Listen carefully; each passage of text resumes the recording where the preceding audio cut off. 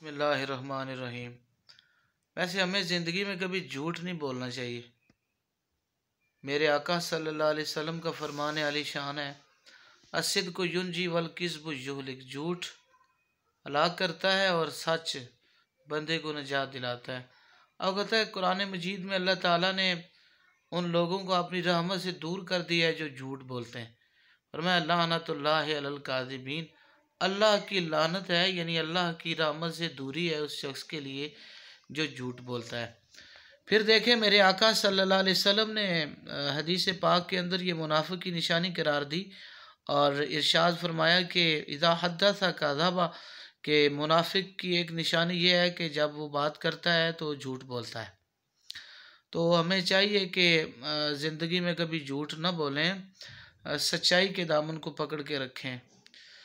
جو جھوٹ بولتا ہے اس کے چہرے پہ لکھا ویسے محسوس ہو جاتا ہے کہ یہ بندہ جھوٹ بولتا ہے، اور سچے کی زبان اس کی آنکھیں اور اس کا چہرہ بتاتا ہے کہ یہ سچ بول رہا ہے۔ تو ہمیں دوستوں کبھی جھوٹ نہیں بولنا چاہیے۔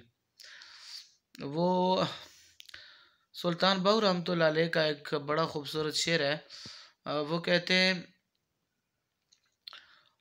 جے رب نہاندیاں دھوندیاں ملدا تا ملدا ڈڈواں مچھیاں ہو۔ جی اگر نہانے دھونے سے مل جاتا ہے نا خدا، تو پھر وہ مینڈک اور مچھلی کو مل جائے، لیکن وہ کہتے ہیں ایسے نہیں ملتا۔ جے رب نہاندیاں دھوندیاں ملدا تا ملدا ڈڈواں مچھیاں ہو، جے رب ملدا مون منایا تا ملدا بھیڈاں سسیاں ہو، جے رب جتیاں ستیاں ملدا تا ملدا دانداں خسیاں ہو، رب انہاں نو ملدا باہو نیتاں جنہاں دیاں سچیاں ہو۔ جی نیت جس کی سچی ہے، نیت جس کی اچھی ہے تو اسے خدا ملتا ہے، اور وہ جو جس کی نیت میں جھوٹ ہے، ظاہر میں کچھ ہے باطن میں کچھ ہے، تو اسے خدا کی کبھی معرفت نصیب نہیں ہو سکتی۔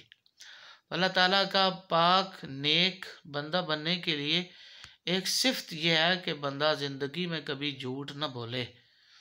تو اپنی طرف سے کوشش کرنی چاہیے کہ ہم جھوٹ نہ بولیں۔ تو بہرحال انسان غلطی کا پتلا ہے، اس سے غلطی ہو جاتی ہے، مگر اچھا انسان وہ ہے جو غلطی کر کے اپنے رب سے معافی طلب کر لے اور اس طرح توبہ کرے جس طرح توبہ کرنے کا حق ہے۔ فرمایا یا ایھا الذین آمنوا توبوا الی اللہ توبۃ نصوحا، یوں توبہ کرو ایمان والو جس طرح توبہ کرنے کا حق ہے۔ توبۃ نصوحا کی تفسیر میں جو ہے نا وہ مفسرین کرام نے لکھا ہے کہ وہ اس طرح توبہ کرے جس طرح بھینس کے تھن سے دودھ باہر آ جاتا ہے نا تو دوبارہ واپس تھن میں نہیں جا سکتا۔ انسان جب ارادہ کر لے کہ میں کبھی برائی نہیں کروں گا تو اسی طرح برائی کی طرف جانا اسی طرح ناممکن ہو جائے جس طرح دودھ دوبارہ تھن میں نہیں جا سکتا، یہ برائی کی طرف نہیں جائے گا۔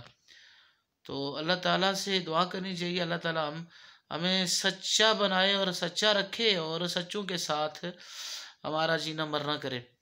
دیکھیں نا قرآن مجید میں ایک مقام پہ فرمایا یا ایھا الذین آمنوا اتقوا اللہ وکونوا مع الصادقین، اے ایمان والو اللہ سے ڈرو اور سچوں کے ساتھ ہو جاؤ، سچ بولنے والے صادقین کے ساتھ ہو جاؤ۔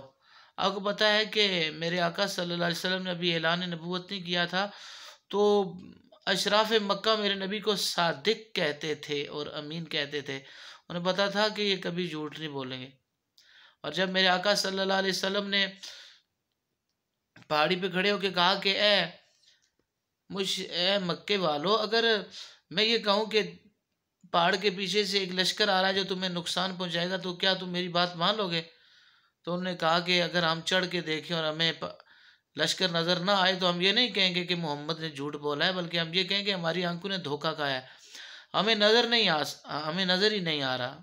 ہم اپنے جو ہے نا وہ اپنی آنکھوں کی تکذیب کر سکتے ہیں، لیکن اے آمنہ کے در یتیم، اے عبداللہ کے شہزادے، ہم تجھے جھوٹا نہیں کہہ سکتے کیونکہ تو نے زندگی میں کبھی جھوٹ نہیں بولا۔ تو پھر خیر یہ بحث پھر آگے کہ میرے آقا صلی اللہ علیہ وسلم نے فرمایا میں اللہ کا آخری نبی ہوں، تو پھر انہوں نے انکار کر دیا۔ تو خیر یہ موضوع ہے، لیکن دیکھیں میرے آقا صلی اللہ علیہ وسلم نے کبھی زندگی میں جھوٹ نہیں بولا۔ تو اگر ہم سچے ہیں، اگر ہم مومن ہونے کا دعویٰ کرتے ہیں، مسلمان ہونے کا دعویٰ کرتے ہیں، تو پھر ہمیں زندگی میں کبھی جھوٹ نہیں بولنا چاہیے۔ دعا کیجیے اللہ تعالیٰ ہم سب کو سچا رکھے، سچ بولنے کی توفیق عطا فرمائے، اور سچوں کے ساتھ ہمارا اٹھنا بیٹھنا اور جینا مرنا ہمارا کرے، اور اللہ تعالیٰ اس سچ کی بدولت ہمیں دونوں جہانوں کی عزتیں عطا فرمائے۔ السلام علیکم۔